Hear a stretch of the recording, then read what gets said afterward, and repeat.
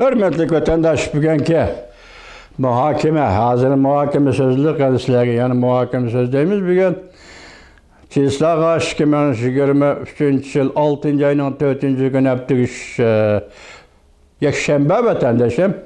Yukarıda leksiyemiz bilen koşupla muhakeme kılıp sözlep geldik. Yani bir muhakeme kılaylı. Mesela Cungo Kompartiyası yol koydu. Cungo Kompartiyası yeni oldu. Cungo Kompartiyası vədisi turmadı. Mesela Dünya Soğuk Teşkilatı'na əza bulup kirdi, imza koydu, vədisi turmadı. Mesela Birleşken Devletler Teşkilatı'nın kişilik hukuku kanunları imza koydu, hazırlığı icra kılmadı. Vədisi turmadı. Hazır hesapta Cungo Kompartiyası'nın karakteri kurulmasını ve onun karakteri kurulmasına bağlı olan Cungo Kompartiyası'nın siyaset kurulmasını Amerika başçılığındaki Garip dünyası 5 koldak bilip oldu vatandaş. Lekin Amerika Cungo meselesi de pek sadde muamelede, sadde seviyede yaşap gelgen iken hazırlığı hesapta. Nemişqa desiniz, Cungo ile tüzüşken soğudu toxtam kelişimleri, kişilik hukuk doğrusudaki sohbetle ve ya ki biz Cungo'nu bugün terakki kıldırıp terakkiyat yolu elip çıksak, Dünya Soğudu Teşkilatı elip girsek, mesela Cungo'da oturup burjuaziya şekillense, köpeyse, Cungo'nun iktisadi yaxşılansa, şunun ile Cungo özlüğünün demokratik cemiyetike tüzümge yol koysa, ama şimdi Amerika Koşmuş Ştatlarının Devlet Meclisi de mesela Chris Smith, Marco Rubio, yana başka azalar senatörlerinin hemisi tanıkıldı o. Bizim bu geplerimizden hiç kayısı doğru çıkmadı. Çünkü biz hata düşünüp dedik o vatandaş. Lakin bugün hesapta hazır Amerika, meyli devlet meclisi, meyli Amerika halkı, meyli Aksaray'ın siyasi erbapları, siyasiyon erbapları, hemisi olsun Cungo'nu toluk düşendi. Bolup mu? Toluk düşengen Amerika Koşmuş Ştatları hükümet emeldarının ise toluk düşengen bir kişi Sabık Devlet İşler Katibi Mike Pompeo.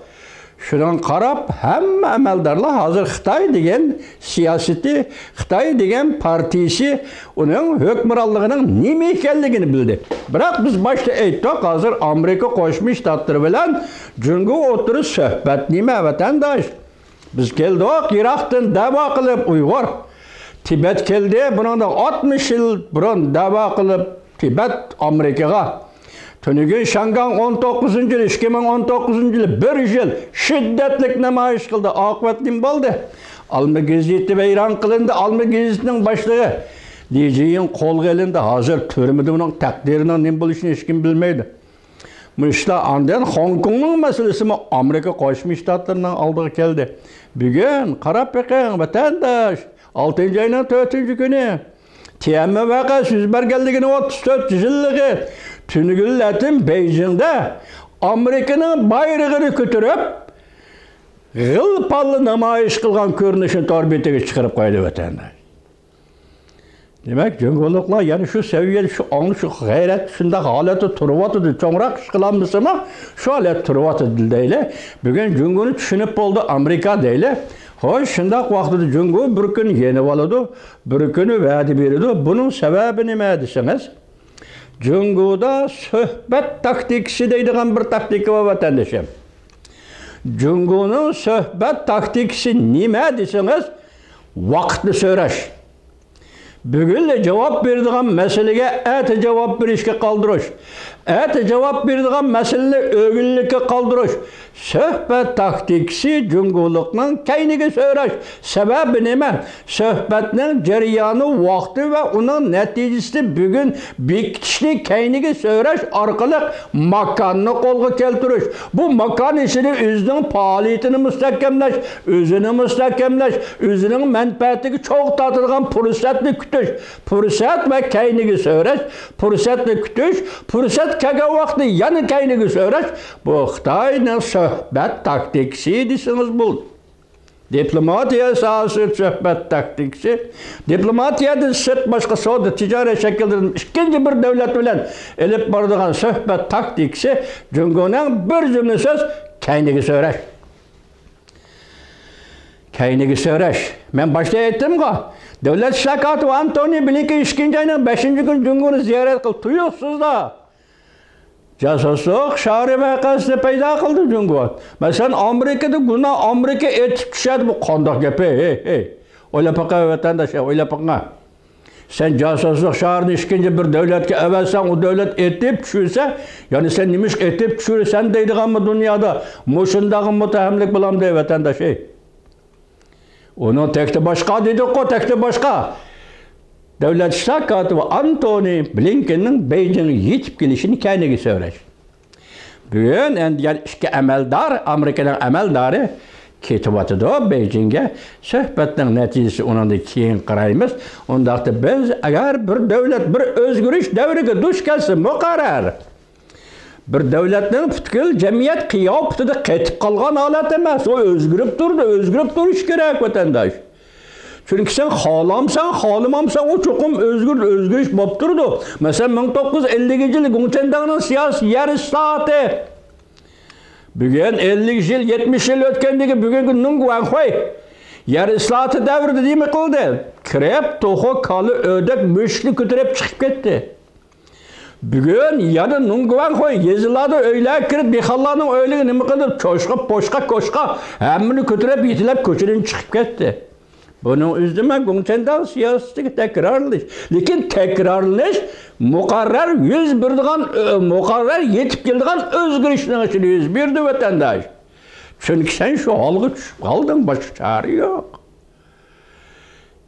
Bu hol deganda uning qaysi bir holni eg'izga ammal siz bizga turishlik iqtisodiy holini eg'izga olib shu kunga tushib qolding, boshqa chora yo'q. O'zing topding bu ishni. İqtisodning musholga kelishi esa o'zing topding bu ishni. Hozir Jungoda endi o'quvchilar o'tgan so'zildi-ku, o'qishni bitirdi, jamiyat chiqidi ish yo'q. Shunga o'zgarish degan kelganda bu millat hargiz o'zgarmaydi. Bu partiya hargiz o'zgarmaydi. Bu partiya hargiz birisining mustaqilligini cho'ngroq aytganda beraman demaydi. Bu partiya bostirishini to'xtatmaydi. Mush gaplarning hammasi nadonlikda o'tirib qo'yilgan gaplar vatandosh. Chet eldan misol olib nima qilamiz ey? Jungoning o'zi tarixiga qarab bakın 45-yil Jiang Zemin bu hukumat. Kuomintang edi bu partiya. Tashqi Mong'oliyaning mustaqilligini e'tirof qildi-ku. Nima deysiz buningga? 80-yillar kelganda Xuyabong o'xshashli ma'noda Tibetga alt siyoset, Uyg'uristonga alt siyoset ko'tarib chiqdi. Agar ijro qilgan bo'lsa, bugun biz bu kunda emas, allaqachon mustaqilligingizni elib, joyingizda lag'miningizni etib yeytingizga. Xuyabongmi Jungo Kompartiyasining a'zosi-ku. Xuyabongmi inqilob qatnashgan koni inqilobchi-ku. Xuyabongmi Jungo Kompartiyasi sekretari, davlatning raisi-ku. Nemishqa ikki odam bir-biriga o'xshamaydi. Xi Jinping bilan Xuyabong nemishqa o'xshamaydi. Vatandosh, sabab nima? Masalan, Xuyabong bahor shamili deyli, mayli g'arb shamili do'st desak bo'ladi. Amerika bilan diplomatik munosabat o'rnatgan davrga to'g'ri keldi vatandosh. Shunga Xuyabong shunday siyosatni o'tirib qo'ydi. Endi bugungi kuni kelganda-chi, Rais Xi Jinping nimani o'yladi? Jungoning millatchiligini o'yladi. Datong Tiansha, Tongyi Tiansha, Jefang Tverli, insoniyatni ozod qilish, insoniyat o'rtaq gavdasi. Yaponiyani do'ravati, do'rish davridagi Yaponiya. Dunyo, Gongruchuan, Sharqiy Janubiy Osiyo o'rtaq gullanish chembiriga. Sen Yaponiya tarixi bunday degandan men Jungo bugun shunday deyman. Butun dunyo o'rtaq gullanish chembiriga yoki butun dunyo insoniyat taqdiri. Hey do'stlarim, bo'ylab boqinglar. Har qanday odam qadamlab mang'ov vaqtida yo'lning o'y chunqurini ko'rib, oldiga qarab, ehtiyot qilib yoki qanday mengish, qanday mangmaslikni belgilab turib qadam tashlaydi vatandosh. Jungo Kompartiyasi soat ishlatuvchi siyosiy yo'l qo'yilib 40 yil bo'ldi. Bu siyosatni Amerika taqdim qildi, bu Deng Xiaopingning ijodiyati emas. Amerika taqdim qildi. Eğer günde qalğan çağlarınızda, beşinizge eğer gün düşkende medeniyet inqilabı ile iqtisat gumran bolup, bütkül Jungo qanjırığının içi çöp qaladığan vaqtda, yani şu Amerikalık kelip, siz bile hiç qanda toxtam, dünya sodisi, podisi degenini kelişmey, Amerikanın şirketleri məxbi aldı, Jungo'ga kirip geldi, meblağ götürüp, dolar götürüp, şunu olan sizni qutuldurup qaldı. Soğuda itibarı bir siyasi məxsusizge qollandı. Cunnaqa Janubdaki 5 ülke, Guangdong, Guangxi. Guangdong, Guangxi yana qaysi? Janubdaki 5 ülke, Jiangsu. Muşu ülkelerde işlep çıkarılgan, jingide tikilgen, jipek tokulmadan tatip, maminin sanatım deydiğen meslen, yağınçaktı dupu tatip, maş tatip, dupu yasaydıgan sanat materyallarınız için. Hemmisi Amerika'nın bazarına bacalmay, haksız girip geldi. 5 ülkenin mesulatı Amerika'nın bazarına bacalmay, haksız girip geldi. Şununla medeniyet inqiladı ve İran boğan iktisat ne? Onu götürüp destip bugün geldiniz. Endi kelgende, nimdinin başta Tibetler jığlap geldi Amerikaga. Uyghur jığlap geldi Amerikaga. 2019 yıldan başlap Şangay, Hong Kong jığlaşqa başladı Amerikaga. Amerikaga bunun bir nima deyiş gerek. Amerikanın devlet menfaatini koysunuz. Sen bile elişip, talışıp, hatta her bir işler boyun ciddilik gelip sürüş haceti yok. Onu mu kabul kılanmaydı Amerika? Bırak, ne kılıp atıdı? Üzünün ahlakı.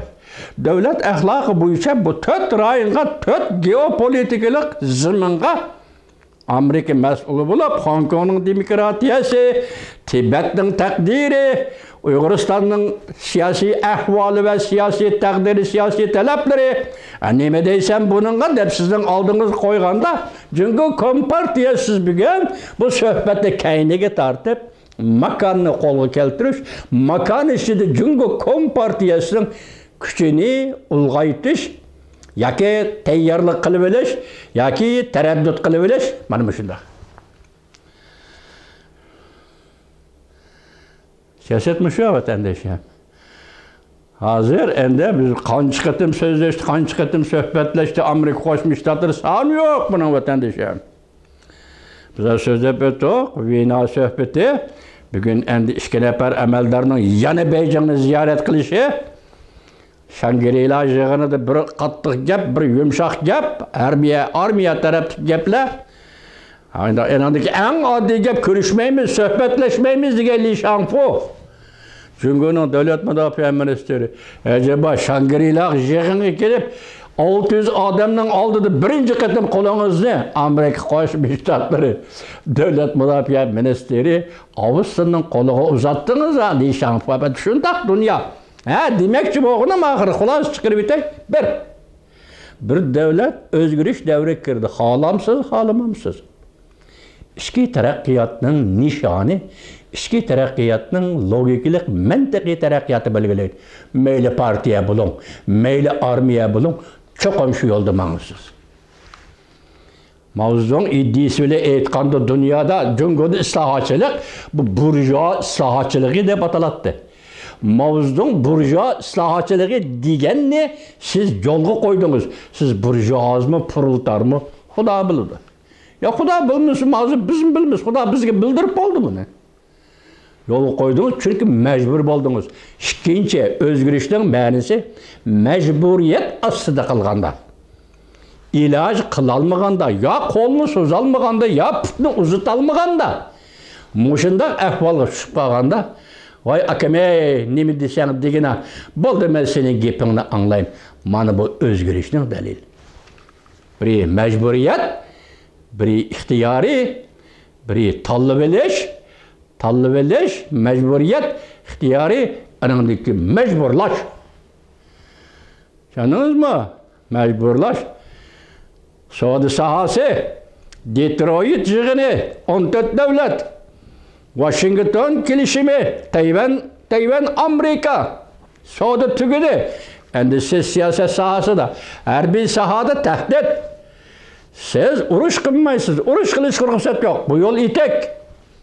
Әнділік саясат сағасы söhbət. Uyğuristan'ı qanda qılısınız, Hong Kong'u qanda qılısınız, Tayvan'ı qanda qılısınız, Tibet'i qanda qılısınız. Başına ahır qoyulub gelib atqan məsələmiz.